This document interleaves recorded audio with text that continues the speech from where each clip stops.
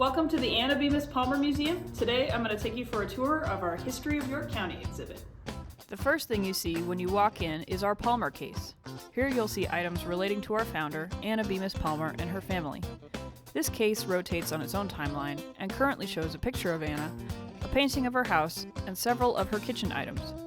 We put it in the front intentionally so that we can continue to tell her story and her legend will live on. To start the walking tour of the rotating exhibit, we suggest you start here, with this map of York County from 1911. Here you'll see all the towns featured in this display with York right in the middle, but we're going to start off in the northwest corner with Arborville. Arborville isn't around anymore, but at one point it was quite the place to be. Minister C.S. Harrison helped to plat the town in the 1870s. You'll see his 1865 Bible here. Harrison loved trees, so each of the 8 street names were named after different trees. Unfortunately, all that's left of the town is a cemetery and a church. Some key items in this section are the military ones linked to Lemuel Wilcox. Lemuel served in World War I, and during a particularly bloody battle in France in 1918, he lost his life. Several of his family members also served in the military, including his sister, who was a nurse. She went cemetery to cemetery in order to find him and bring him back to Arborville to be buried. Another key figure from Arborville was Earl Cooper. Cooper is a Motorsports Hall of Fame inductee. He won several national championships with the Stutz racing team. Unfortunately, he seemed to be cursed at the Indy 500. Here is a list of his results, the best of which was in 1924 when he finished in second. Next, we'll move over to Benedict. Here you'll find a lot of old photos of the town, as well as a collection of items linked to the 1970s high school basketball team. There's also a great photo of homesteader and Civil War veteran, Edward Blender. My favorite photo is this one of the Kading homestead.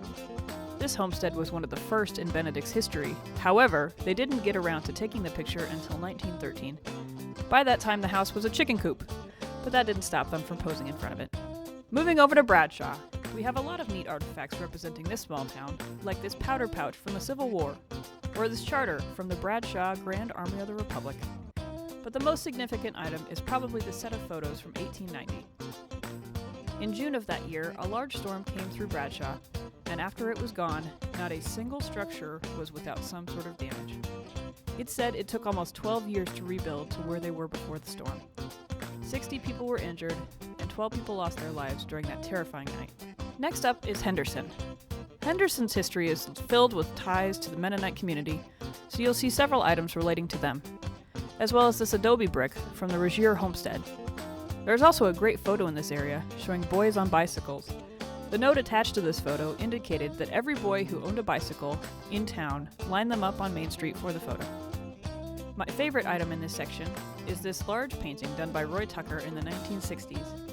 It's called Immigrant House and represents the house that the 35 Mennonite families lived in when they moved here to flee religious persecution. Their journey was perilous, but the painting makes them look relaxed, so I hope that means it was all worth it. Moving on to Lushton, we've got a neat canvas piece here representing the P.K. Moore drugstore, as well as a photo of its interior. There's also this awesome apron, but my favorite part is the photo of the GAR Memorial in their cemetery. Did you know that at one point the Lushton Cemetery was the smallest national cemetery in the USA? Inside, there is a military section featuring this memorial, as well as a plaque dedicated to World War II soldiers. The Lushton Cemetery is one of few cemeteries that allows anyone who served in the armed services to be buried there, regardless of gender or belief. Charleston, like Arborville, is no longer around, but there are still plenty of items in our collection that represent that small town. A couple highlights are this wedding dress belonging to Alma Swanson from 1908, as well as this magazine article about Kentucky Derby winner Dave Erb. Did you know that a Nebraska native won the Kentucky Derby? Well, it happened in 1956. Erb won not only the Kentucky Derby, but also the Belmont Stakes. However, he took second in the Preakness, so he was unable to complete the Triple Crown. You are now entering the City of York section. Here you'll find items representing education, such as these photos and uniforms, as well as a copy of the first newspaper published in all of York County. You can see here it says Volume 1, Number 1. There are also lots of sports memorabilia. Check out this York Braves uniform belonging to Bob Schneider. He was one of only 2 people to hit a ball so hard out of Parks Park it landed on York College campus next door. He was also entered into the Nebraska Baseball Hall of Fame in 2014. Next to those is a case full of pioneer kitchen items, like this metal bed warmer, fireplace popcorn maker, and bee smoker. On the north wall, you'll see a photo of the Andersons. They were the first white settlers in York County, and they brought their whole family with them, and soon after, many others arrived in droves. This picture from 1872 was the oldest picture of York that I could find. Below it are photos of the first and second courthouses. The first courthouse was a 2-story building added in the 1870s, and it was followed by a brick building courthouse in the 1880s. It was replaced by the current building in 1980. Other photos included in this section are side-by-side ones of the town square. Myself and Eric had a lot of fun trying to stand where the original photographer stood to retake the image. It's neat to see how much structure is still the same. Next to that is a collection of older photos from other businesses around York, Nebraska. Here you'll see places like shoe stores, grocery stores, and this also photo of one train car load of flour being transported to that train via wagon. And speaking of older businesses, check out these artifacts from some of our earlier stores. Did you know that York was once the egg center of the nation? Supposedly, we used to hatch and ship quite a lot of eggs back in the day. We didn't have a saloon, so I guess they had to give us something. Here is a collection of medical items, including the door to the Bell Clinic, which used to be on the Omega building on the main square. Several doctors worked there, including these listed on the door. I've heard many stories of people's childhood visits to this clinic. Also in the York area, you'll see this collection of items related to our fire department. Here's a photo of the first ever fire truck delivered to York from Kansas City, as well as an old uniform and boots. Here you'll also see items relating to the 1887 fire department hook and ladder team, which was the fastest team during competitions that year and was named the world champion. Around the corner, but still in our York area, we have a collection of items from Yorkfest, including this banner and awesome Coors Rodeo poster. Here you'll also find items from the Great American Race pit stop that took place in 1990. Check out the poster, pins, and photos. And for York, we have a religious area. York has hosted several churches throughout history, but one of the coolest artifacts in this section is this desk from St. Ursula's. St. Ursula's used to be a Catholic church here in town, complete with nuns. Unfortunately, there was a rather large fire and the church administration sent the nuns to a different congregation elsewhere. In the meantime, the building was refurbished and changed to St. Joseph's. Moving on from York to the town of Thayer.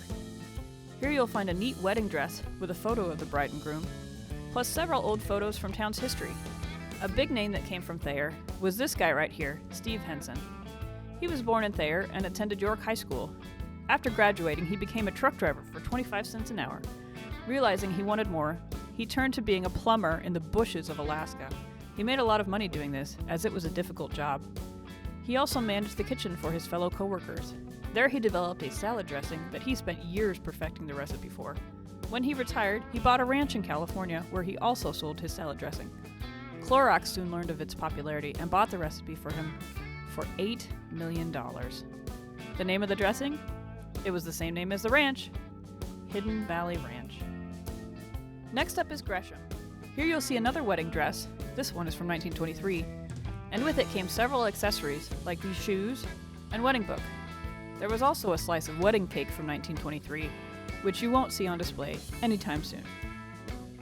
You'll also see several items related to Clarkson Doane, who fought in World War I. Clarkson picked up his helmet on the battlefield and also sent this Christmas card back to family in 1918.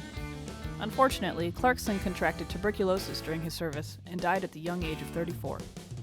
Jumping south, we'll go to McCool Junction. Here you'll see several fossils that were dug out of a gravel pit in town, as well as this awesome journal found in Royce. In it are several listings for births, deaths, fires, and even the Lindbergh baby kidnapping. Next to that is a portion of the Blue River Bank counter. We do have a rather large bank set up in our storage, but due to spacing, we could only use a portion. The Blue River Bank started almost right away when the town started, in the 1880s. The last town featured in this History of York County display is Waco. Here you'll see the wedding dress and suit from 1887, as well as a graphophone, some military items, and a collection of artifacts related to F.A. Ellison. He's the reason we have Youth League Baseball in York County. As a mail carrier, he used his time to find players, coaches, and sponsors to get a league started in the 1950s. His family even hand-stenciled the uniforms for the boys to play in. The last section of this display is a collection of items related to famous families. These are just a few of the families that make York County what it is today. Here you'll see items related to Fred Niblo, York-born, and a member of Hollywood's Great Eight. He was part of the original panel that started the Academy of Arts and Sciences. You'll also see items related to the McLeod family, including lots of things from Hotel McLeod. The hotel had a barbershop, billiard room, drugstore, and cafe. Check out this menu with prices. I want to be able to eat lobster for $3. You'll also see items related to Lige Levitt. Lige lived quite the life and gave money to so many causes in York's history, it's hard to drive a mile and not run into something he helped to fund. Also here you'll see photos of Ben Zerson, world record holder for chest expansion, professional wrestler, original member of the Glenn Miller Band, state safety inspector, and sports bar owner are only a few of his credentials. And finally, here is Hub Foster's World War II uniform at the very end. Hub was very community-minded, writing for the paper, calling for the local sports teams, and organizing the York Senior Fun Club. He is greatly missed. Thanks for joining us on our virtual tour of the History of York County exhibit. Stay tuned for news on our next exhibit, which is going to be on fashion.